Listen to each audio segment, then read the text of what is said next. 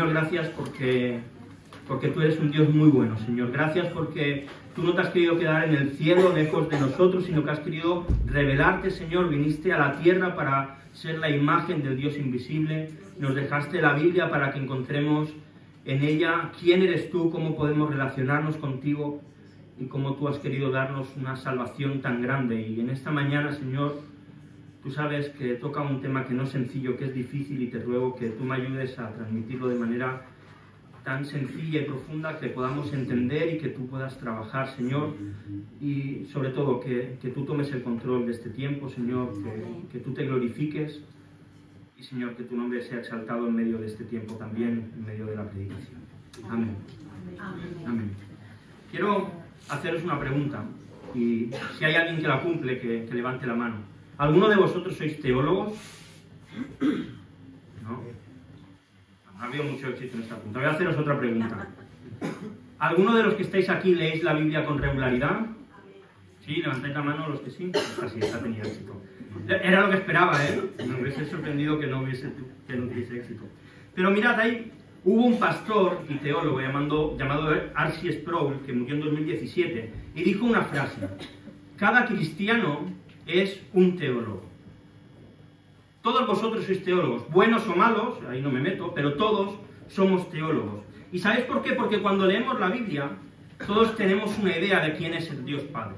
Todos tenemos una idea de quién es Jesucristo. Todos tenemos una idea de quién es el Espíritu Santo, de qué va a ocurrir en los eventos finales, de qué manera Dios nos salva. Todos tenemos una teología propia que obtenemos leyendo la Biblia. Y en función de lo que dediquemos, del esfuerzo que pongamos, nuestra teología será mejor o será peor. Y yo no sé si os ha pasado alguna vez que leyendo la Biblia te has encontrado con un versículo y dices, un momento, este versículo contradice a otro versículo que yo leí hace unos días. ¿Os ha pasado alguna vez? ¿Sí? A mí me ha pasado. Y claro, cuando te encuentras esto, hay dos opciones. O la Biblia se contradice, cosa que nosotros no creemos que sea así, o no la estamos leyendo o interpretando de manera correcta. Y hoy, siguiendo con nuestra serie que estamos haciendo sobre el libro de Hebreos, nos toca un texto difícil. Un texto que cuando lo leamos va a parecer que va en contra de lo que esta iglesia cree en su confesión de fe, que va en contra de lo que muchos de nosotros creemos. Y entonces tenemos dos opciones: o la Biblia se contradice o hemos leído mal este versículo, este texto. Mirad, cuando ocurre esto, si tú encuentras en la Biblia 100 versículos que hablan y demuestran algo, una doctrina, y encuentras 3 o 4 que parece que dicen lo contrario, lo más normal es que esos 3 o 4 no lo estés interpretando correctamente. Cuando estudiamos cómo interpretar la Biblia, una de las reglas es que los textos difíciles se tienen que interpretar desde los textos fáciles. Y precisamente eso es lo que en esta mañana voy a intentar que hagamos juntos. Si algo de lo que digo no estás de acuerdo, no te queda claro, o lo que sea, después del culto podemos hablar y comentamos, no tengo ningún problema en ello. Así que ya sin dar más rodeo vamos a leer el texto que nos toca hoy en Hebreos capítulo número 6 y leeremos los versículos del 4 al 8.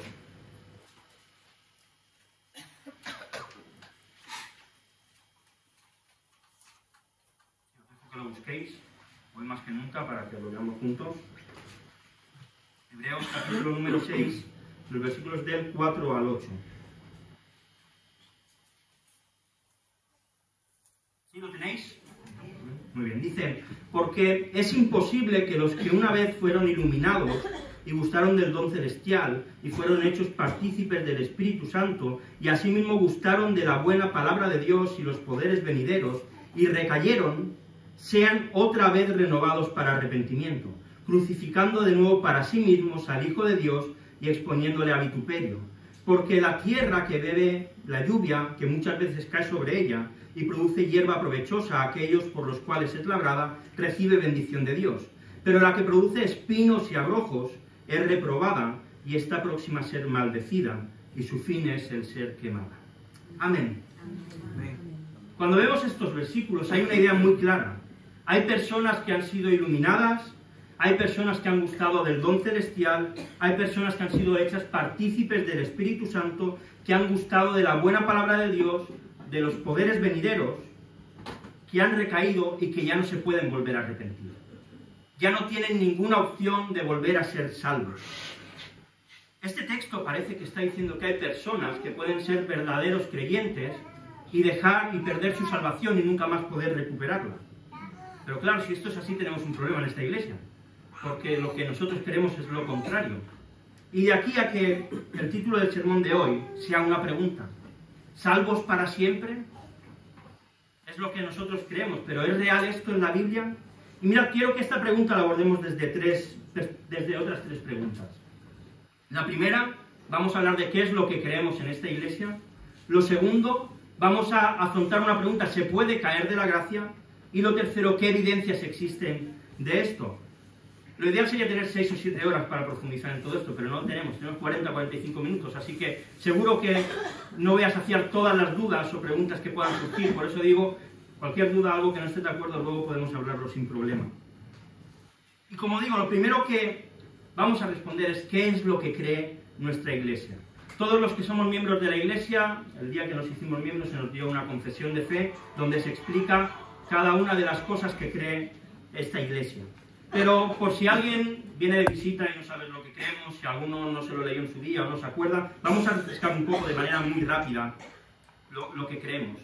Y esto es importante: que alguien no crea lo que voy a explicar no quiere decir que no pueda ser parte de esta iglesia. Solamente quiere decir que sepas que esto es lo que se va a enseñar desde el púlpito, que es lo que se va a enseñar en los discipulados, y que si no estás de acuerdo puedes estar aquí, no va a haber ningún problema mientras no vayas contra esta doctrina, mientras no enseñes lo contrario. Pero que sepas que esto es lo que se va a enseñar. Y dicho esto, para hablar de la salvación, tenemos que empezar hablando de nosotros, de nuestra situación. Mirad, si nos vamos al principio de todo, Dios crea a Adán y Eva, y los pone en la tierra y les da dos tareas: trabajar la tierra y repoblarla, tener hijos, muchos hijos. Y les dice que pueden comer de los árboles que quieran de todo lo que Dios ha creado, menos de uno, del árbol de la ciencia del bien y del mal. Dice, si coméis de este, moriréis. Aparece la serpiente, engaña a Eva, Eva engaña a Adán y comen de aquel fruto. Y entonces llega la muerte al ser humano. Y llega la muerte de dos maneras. Por un lado llega la muerte física, que no es inmediata, que es algo que llega pues al final de los días, y llega la muerte espiritual, que es así que es inmediata en el ser humano. En el momento en que Adán y Eva pecan, mueren espiritualmente. Y de ahí toda su descendencia. Dice Romanos 3:23, por cuanto todos pecaron y están destituidos de la gloria de Dios. Por culpa del pecado el ser humano no puede acercarse de ninguna manera a Dios. Porque Dios es un Dios santo, es un Dios puro y nosotros no. Por tanto, como Dios es santo, no se puede juntar ni acercar a los pecadores. El pecado de Adán afecta a toda la raza humana, te afecta a ti y me afecta a mí. Y es que esta es nuestra realidad. Todos tenemos la naturaleza personal que nos lleva a hacer lo malo. Y mirad, a veces los predicadores exageramos un poco. No estoy diciendo que los que estamos aquí éramos asesinos en serie hace unos años antes de convertirnos. Espero que no haya ninguno, y si alguno lo hay, que no retome su camino. Ninguno éramos así. Realmente, si cogiésemos a toda la humanidad y los dividiésemos entre los buenos y los malos, incluso antes de convertirnos, todos estaríamos en el grupo de los buenos. Éramos buena gente, buenas personas, pero aquí no estamos hablando de comparar humano con humano. Estamos hablando de comparar humano pecador con un Dios santo. Y si nos comparamos con Él y con sus normas, ninguno de nosotros podemos cumplir su ley. Absolutamente nadie. Y este es el punto en el que ningún ser humano, por ser pecador, quiere acercarse a Dios. Romanos 3:10-12 dice, como está escrito, no hay justo ni aun uno. No hay quien entienda, no hay quien busque a Dios. Todos se desviaron, a unas se hicieron inútiles, no hay quien haga lo bueno, ni siquiera uno. No hay excepción, ni siquiera uno quiere acercarse a Dios. Y esta era nuestra situación, y es la realidad del ser humano. Estamos depravados. Eso no quiere decir que somos todo lo malo que podríamos llegar a ser, podríamos ser mucho más malos de lo que somos. Lo que quiere decir es que no queremos saber nada de Dios. Pero claro, si ninguno queremos saber nada de Dios, si nadie hace lo bueno, ¿qué hacemos aquí? Hay una palabra que resume esto: gracia. Una palabra increíble. Mirad, la gracia es un acto soberano y libre que Dios ofrece de manera gratuita a quien Él quiere ofrecerla. Efesios 3:8-9 dice, porque por gracia sois salvos por medio de la fe, y esto no es de vosotros, sino que es un don de Dios, no por obras para que nadie se pueda enorgullecer de lo que ha hecho. Es decir, nosotros que no queríamos saber absolutamente nada de Dios, en la eternidad Dios quiso escoger a algunas personas para que éstas fuesen salvas. Efesios 1, del 3 al 5 dice: bendito sea el Dios y Padre de nuestro Señor Jesucristo, que nos bendijo con toda bendición espiritual en los lugares celestiales en Cristo. Mirad, según nos escogió en Él antes de la fundación del mundo, para que fuésemos santos y sin mancha delante de Él. En amor, habiéndonos predestinado para ser adoptados hijos suyos por medio de Jesucristo, según el puro afecto de su voluntad. Y para que los predestinados lleguen a creer en Jesús, hay un llamado externo, que es a través de la predicación, y es lo que hacemos aquí cada domingo, es lo que hacemos cuando compartimos el Evangelio, y luego un llamado interior, que es la obra que hace el Espíritu Santo en nosotros. Ezequiel 36, 26 al 27 explica esta obra. Dice: os daré corazón nuevo, y pondré espíritu nuevo dentro de vosotros, y quitaré de vuestra carne el corazón de piedra, y os daré un corazón de carne, y pondré dentro de vosotros mi espíritu, y haré que andéis en mis estatutos, y guardéis mis preceptos, y los pongáis por obra. Amén. Qué importante es tener esto muy claro. Ninguno de los que estamos hoy aquí lo estamos porque seamos mejores que nadie. No estamos porque éramos más sensibles al Espíritu Santo. No estamos porque fuimos capaces de generar fe. No estamos porque fuimos más listos que el resto. Estás aquí porque el Espíritu Santo te trajo. Porque el Espíritu Santo cambió tu corazón. Estamos aquí por gracia porque estábamos muertos y el Espíritu Santo nos ha resucitado. Solamente pensar o creer que podemos ser mejores que otros porque somos hijos de Dios es una falta de respeto al Espíritu Santo. Ninguno estamos aquí por ser más buenos. Es obra de Dios. Él nos ha llamado, Él nos ha resucitado, Él nos ha regenerado, Él nos ha dado fe, Él nos ha mostrado la belleza de la cruz, Él nos ha mostrado lo malo que éramos, los pecadores que éramos, y nos ha llevado al arrepentimiento. Es obra del Espíritu Santo, de ninguno de nosotros. Hay una frase que se dice mucho cuando un chico o una chica empieza a ir con alguien que no es creyente: yo lo convertiré. No podemos convertir a nadie. Yo no puedo convertir a nadie, tú no puedes convertir a nadie. Es el Espíritu Santo el que transforma los corazones. Y ante esto solo podemos responder en alabanza y en obediencia a aquel que nos ha rescatado, con gozo de que ahora formamos parte de su redil y que sabemos que de ahí nadie nos va a sacar. Vale, hemos nacido de nuevo. ¿Cómo vivimos ahora nuestra vida entonces? Esto es lo que comúnmente se llama como la perseverancia de los santos. Es decir, el camino desde nuestra conversión hasta el día en que seamos glorificados definitivamente y vayamos al cielo. Pero esta idea de perseverar, de la perseverancia de los santos, da un poco la sensación como que es una obra nuestra. Yo voy a perseverar en la fe y me voy a mantener firme. Por eso me gusta más la idea de la preservación de los santos. Dios preserva a sus hijos, Dios los guarda. 2 Corintios 3, 4 al 6 dice: y tal confianza tenemos mediante Cristo para con Dios. No que seamos competentes por nosotros mismos, para pensar algo como de nosotros mismos, sino que nuestra competencia proviene de Dios, el cual asimismo nos hizo ministros competentes de un nuevo pacto, no de la letra, sino del Espíritu, porque la letra mata, mas el Espíritu vivifica. Pablo es muy claro: nadie puede vivificarse a sí mismo. Un muerto no puede resucitarse a sí mismo. Necesita alguien de fuera que le resucite. Ninguno persevera en la fe porque es una persona competente. Nosotros somos incompetentes, que Dios nos da competencia para poder perseverar, porque Dios nos preserva. Y el gran fracaso de muchos cristianos es que viven la fe basado en sus fuerzas, en querer ser buenas personas, en querer vivir cumpliendo ciertas normas, en querer ser bueno. Pero es que ninguno somos competentes. Tú no puedes mantener tu fe, es imposible. Pero la mantienes porque Dios te sostiene, porque el Espíritu Santo te vivifica, no por nuestros medios, sino por los medios de que Cristo ganó en la cruz. Mira, cada etapa de la vida de un creyente apunta a Cristo. Antes de ser creyentes, necesitamos a Cristo para que el Espíritu Santo nos llamara. En el momento de la conversión necesitábamos a Cristo para que nuestros pecados fuesen cubiertos. Y en el momento de vivir la vida cristiana necesitamos a Cristo para no caer de la fe. Y todo por medio del Espíritu Santo. El que es un verdadero creyente lo será siempre. Filipenses 1:6. Y estando persuadido de esto. Pablo dice, estoy muy convencido de esto, que el que empezó en vosotros la buena obra la va a perfeccionar hasta el día de Jesucristo. Y esto es una gran verdad. Hasta aquí esto es lo que cree la Iglesia. Como digo, no tienes que estar de acuerdo, puedes formar parte de la Iglesia sin estar de acuerdo, pero que sepas qué es lo que se va a enseñar.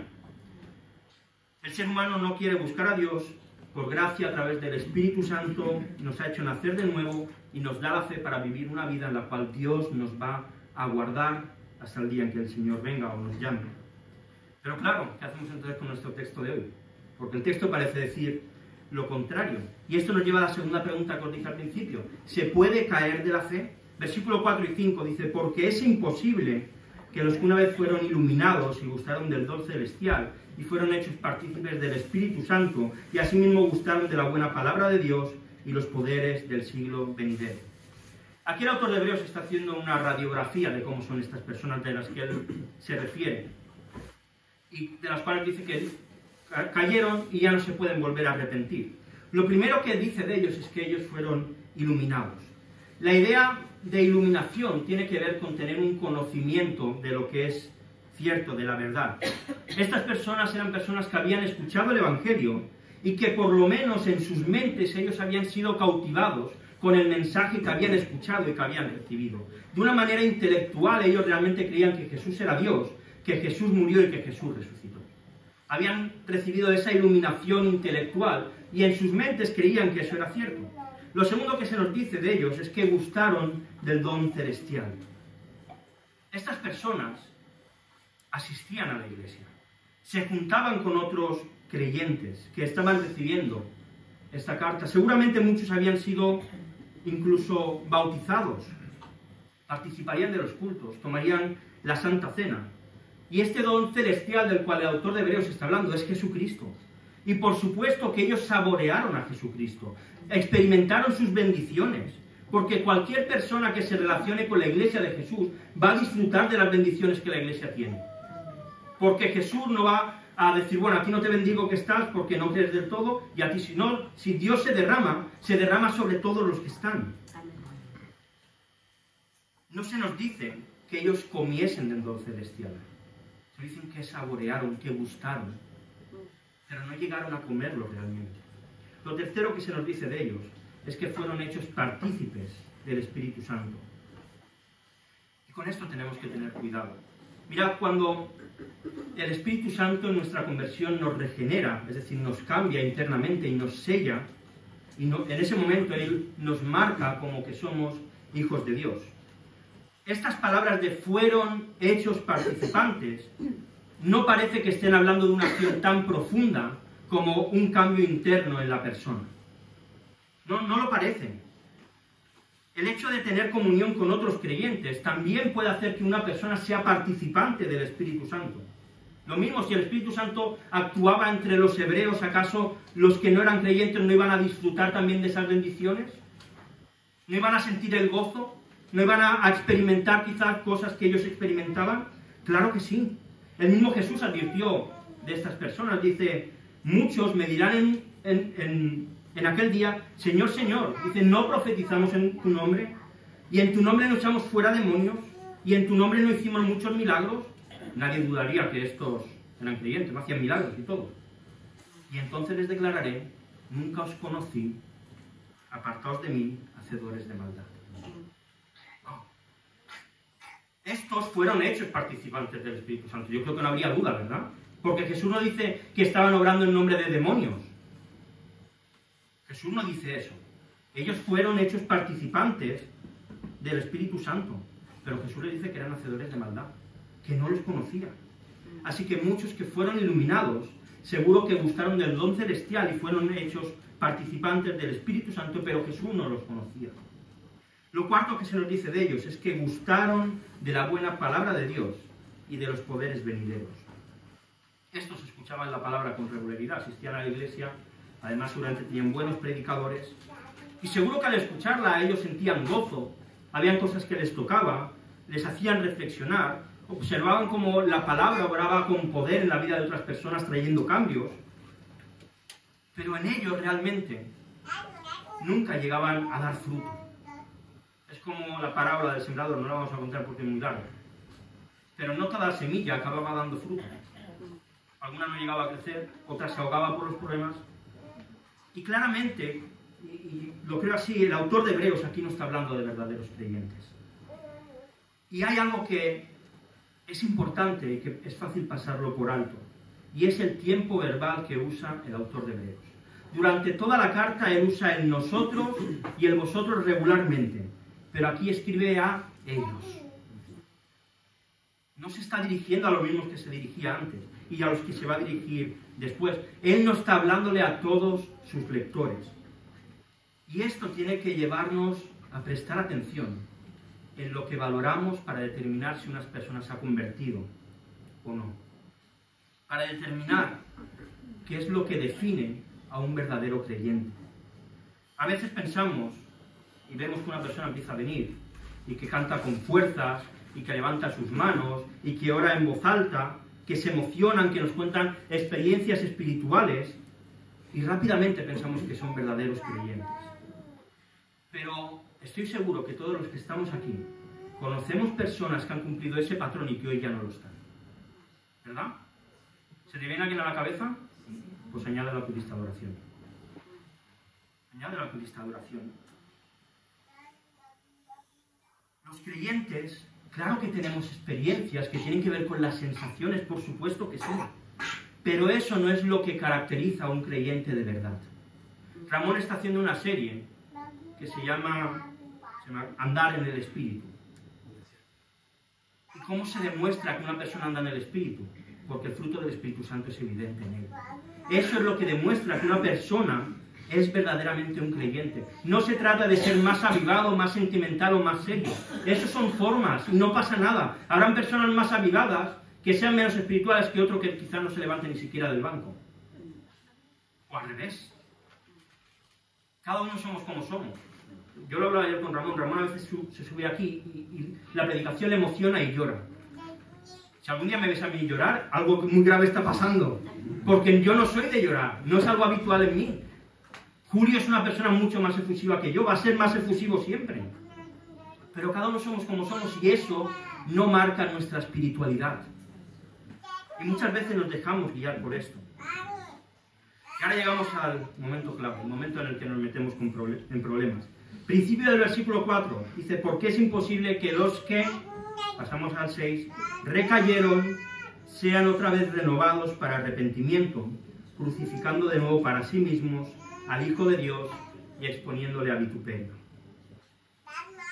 El texto aparentemente lo que nos está diciendo es que hubo una persona que se arrepintió, recayó y ya no va a volver a arrepentirse nunca más. Es imposible. Pero como digo, este es un texto difícil. Y los textos difíciles tenemos que verlo desde textos más fáciles. Si esto lo tomamos de manera literal, el autor de Hebreos lo que está diciendo es que hay verdaderos creyentes, verdaderos cristianos que pierden su salvación y que nunca más la van a poder recuperar.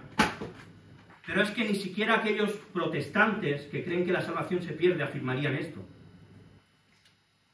La postura arminiana, que es como se conoce, que es los que creen que la salvación se puede perder, creen que la salvación se puede recuperar. Si dijésemos que esto es así literal, lo que estaríamos diciendo es que Jesucristo no puede perdonar el pecado de apostasía. Y eso no hay ni un versículo de la Biblia que lo apoye. Solo hay un versículo que no tiene perdón, que es el de la blasfemia contra el Espíritu Santo. Y no es esto. No es esto. Tanto los que creen que la salvación se pierde, como los que creen que la salvación no se pierde, de este texto acaban determinando que está hablando de personas que no son verdaderos creyentes. No está hablando de verdaderos creyentes que caen, porque si no nadie más podría recuperarla. Ninguno seríamos salvos realmente, porque todos la perderíamos. No se están refiriendo a eso. Entonces, ¿a qué quiere decir el autor de Hebreos con que es imposible? Creo que hay dos posibles interpretaciones. Primero voy a presentar la que creo que no es la correcta y luego me quedaré con la que sí. La primera es que Dios no permite que aquellos que caen se vuelvan a arrepentir. De alguna manera Dios les ha dado tantas evidencias que dice, ya estoy cansado de ti, ya no voy a dejar que nunca más te arrepientas. Has caído, olvídate de mí, voy a poner aquí un muro y tú no te vas a poder acercar nunca más a mí. El problema de esto es que no encontramos ningún versículo en la Biblia que afirme esto. Y de un versículo no podemos crear una doctrina. Nunca. Si alguien te viene con una doctrina y te enseña un versículo solo, huye de ahí. No existe eso. La Biblia entera tiene que presentar una doctrina. La segunda, y es la que creo que se ajusta a la verdad, es que el autor de Hebreos está hablando de personas que intelectualmente han entendido el Evangelio, que han disfrutado de la presencia de Jesús y del Espíritu Santo en la iglesia, que han escuchado la palabra de Dios, han escuchado predicaciones, de alguna manera les han emocionado, les han tocado. Es posible que incluso hiciesen una confesión de fe, repitiesen una oración del pecador en algún momento, pero realmente nunca se enamoraron de Jesús. Realmente sus corazones nunca cambiaron. Y lo que yo creo que el autor de Hebreos está diciendo es, habéis tenido tantas evidencias que es imposible ya que se os convenza. Dios ya no puede mostrarse y revelarse de una manera más clara que todo lo que habéis vivido y aún así no queréis saber nada de Jesús. Y por eso el autor de Hebreos compara a estos con aquellos que crucificaron a Jesús. Los que crucificaron a Jesús escucharon sus predicaciones. Le vieron sanar paralíticos, sanar ciegos, liberar demonios, y aún así lo crucificaron. Y es un poco esa idea cuando habla de que crucificando de nuevo para sí mismos al Hijo de Dios y exponiéndoles a vituperio. No es que Jesús vaya a morir de nuevo, pero aun con todas las evidencias que tienen, estos que recaen es imposible que vuelvan porque es que no van a querer volver. Porque sus corazones, su naturaleza se lo impide. Y claro, estas son palabras muy duras, ¿verdad? Mirad, yo en mis 27 años de creyente, he contado desde que me bauticé, he visto a muchos que cumplen los requisitos de estas personas y que han acabado apostatando de la fe, que han acabado huyendo de la iglesia. Y lo que te voy a decir te va a extrañar, pero por estadística, dentro de 10 años, algunos de los que estáis aquí habréis apostatado. Muchos esperemos que no, pero por estadística, algunos de los que estáis aquí, en 10 años habréis abandonado la fe. Ojalá que no, pero sería muy raro que seamos la única iglesia en la que nadie abandona. Sería muy raro que esto sea así. Claro, esto no va a pasar de un día a otro. Te enfadarás con uno, el pastor hará algo que te moleste, escucharás una predicación que no te guste, te irás enfriando, te irás enfadando y acabarás desapareciendo. ¿Por qué ha pasado? ¿Por qué ha pasado? ¿Y sabéis qué? Esto tiene que ser así. ¿Cómo, Ángel? Esto tiene que ser así. Mirad, primera de Juan 2:19, no lo digo yo, lo dice la palabra. Salieron de nosotros, pero no eran de nosotros. Porque si hubieran sido de nosotros, habrían permanecido con nosotros. Pero salieron para que se manifestase que no todos son de nosotros. Mira, si tú eres un falso creyente, hoy puede ser día de salvación para ti. Si tú eres un falso creyente, hoy puedes ir a Jesús y rogarle que Él sea tu Señor. Hoy puedes ir a los pies de la cruz y clamar por perdón para tu alma. Y Dios te la va a dar. Y Dios te la va a dar. Si hoy Dios te está hablando, no te hagas el duro, mira a Cristo. Isaías 45:22. Mirad a mí y sed salvos todos los términos de la tierra. Porque yo soy Dios y no hay más.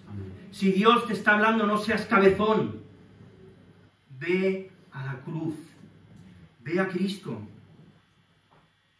Por tanto, a la pregunta, ¿se puede caer de la gracia? No se puede caer.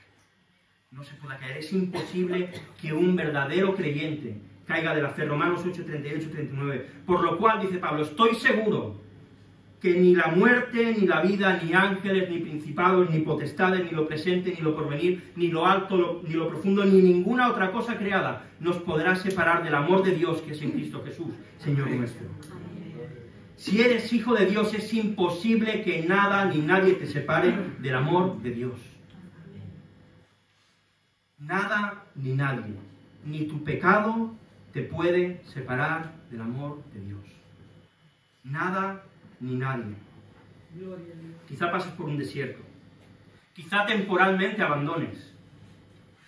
Pero si tú eres hijo de Dios, el Espíritu Santo te hará volver en sí, como hizo con el hijo pródigo, y volverás.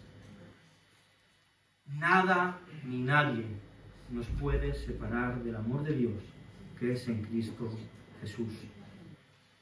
Nada ni nadie. Ni tu maldad puede separarte del amor de Dios. Porque Él nos ve a través de Jesús. Porque Él no nos ve a nosotros, nos ve a través de Jesús. Ahora bien, quizá alguno diga, bueno, ¿y cómo sé yo si soy un falso creyente? No sé si alguno se lo estará preguntando. Mateo 7, del 16 al 19 dice, por sus frutos los conoceréis. ¿Acaso se recogen uvas de los espinos o higo de los abrojos? Así todo buen árbol da buenos frutos, pero el árbol malo da frutos malos. No puede el buen árbol dar malos frutos, ni el árbol malo dar frutos buenos. Todo árbol que no da buen fruto es cortado y echado en el fuego, así que por sus frutos los conoceréis. Nuestro texto dice, porque la tierra que bebe la lluvia, que muchas veces cae sobre ella, y produce hierba provechosa, aquellos por los cuales es labrada, recibe bendición de Dios. Versículo 7. Con estas palabras, el autor de Hebreos claramente está separando a los verdaderos creyentes de los que no lo son. Aunque ambos reciben la lluvia de Dios, aunque ambos son tierra donde la lluvia de Dios cae, ambos reciben bendición, solo aquellos que son hierba buena van a ser hierba provechosa. No todos van a ser hierba provechosa, solamente algunos. Y esto nos habla acerca de Dios. Él no reserva su bendición solo para los escogidos. El mismo Señor Jesús dice que Dios hace llover sobre justos e injustos. Dios es bueno para con todos. Y esto ocurre igual en la iglesia. Si aquí hay alguno que no es un creyente verdadero y Dios derrama bendición, ellos lo van a recibir también. Porque van a estar aquí en medio nuestro. Entonces, ¿cómo diferenciamos la buena hierba de la que no lo es? Mirad, no hay una manera instantánea de verlo. Es el paso del tiempo el que lo demuestra. Es el paso del tiempo el que demuestra los frutos, aquellos que son hierba provechosa, hierba buena. Cuando son segados, producen utilidad para Dios. Son los que caminan en el Espíritu, son los que no satisfacen los deseos de la carne. Son aquellos que son evidentes que se están alimentando de la vid. Juan 15:5, Jesús dijo, yo soy la vid, la planta de la uva, y vosotros los pámpanos, la flor. El que permanece en mí y yo en él, este lleva mucho fruto, porque separados de mí nada podéis hacer. ¿Cuál es tu alimento?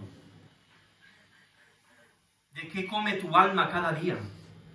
¿De qué alimentas a tu espíritu? ¿Estás recibiendo la lluvia que cae del cielo sobre la iglesia y estás dando fruto o no?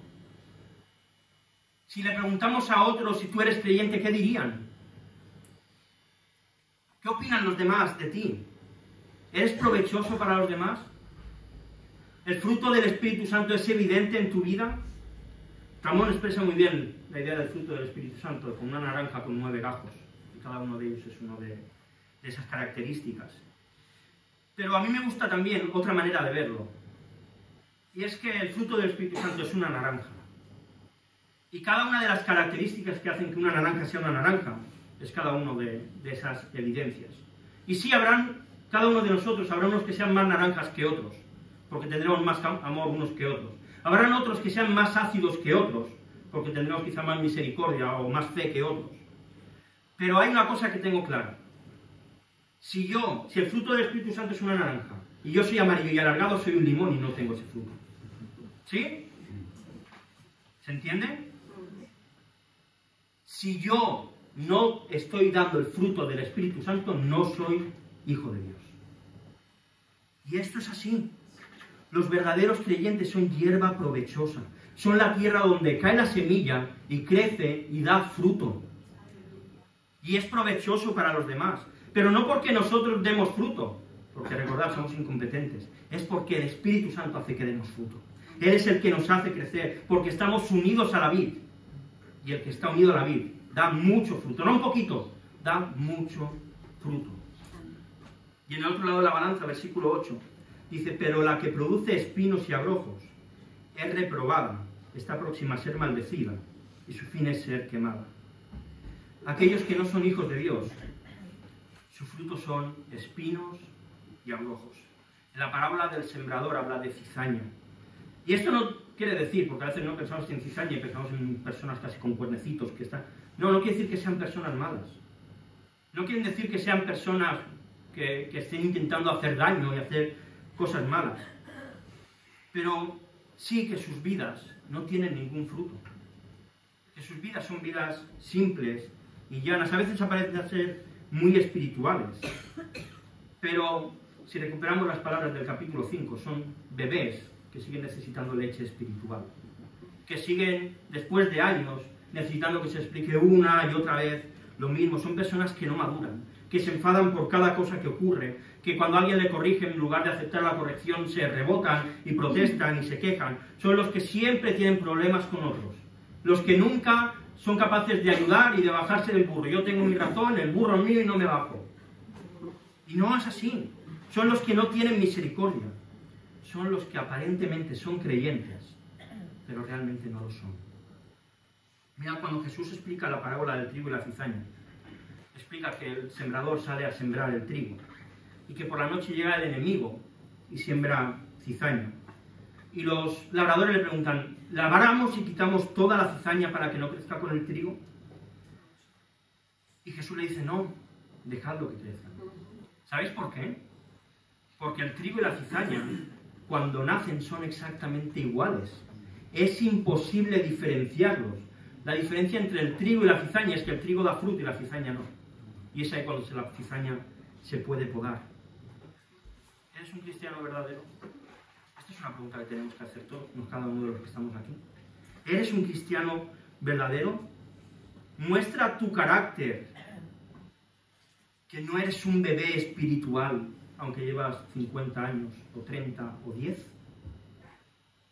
Por eso es muy peligroso bautizar a las personas al poquito que se convierten, porque no vemos sus frutos. Puede ser que aparentemente digamos, wow, esta persona sí o sí tiene que ser creyente, mira cómo se comporta. Pero ¿cuántos conocéis a alguien que se ha bautizado y no está en los caminos del Señor? Yo conozco unos cuantos. ¿Sí? ¿Conocéis alguno? ¿Sí?